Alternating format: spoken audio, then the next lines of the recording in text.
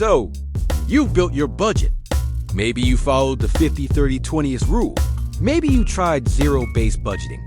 You listed your income, categorized your expenses, even got excited about saving money. But just a few weeks in, things unravel. You overspend in one category, forget to track a few small purchases, or get hit with a surprise bill. And suddenly your entire plan feels like an S falling apart. Sound familiar? You're not alone. The truth is, most budgets don't fail because people are lazy or bad with money. They fail because they redesign without enough flexibility or self-awareness. Life is unpredictable. And yet, many budgets assume we spend the same every month, that we can anticipate everything, and that we'll never make mistakes. That's just not realistic. One common reason budgets break down is underestimating variable expenses like groceries, gas, or social outings.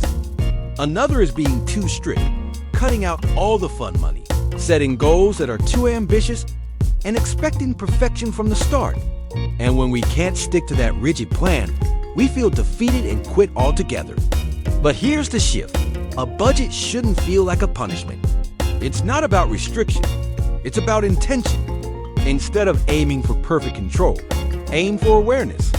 Start by tracking your spending honestly. Build in a cushion for surprise expenses.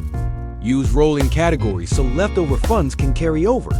And most importantly, check in with your budget regularly. Treat it like a living document that evolves with you. Adjust it when your lifestyle changes, when your income shifts, or when you notice new spending patterns. A good budget doesn't just tell you what to do with your money. It tells the truth about how you actually use it. So if your first plan didn't work, don't scrap the idea of budgeting entirely.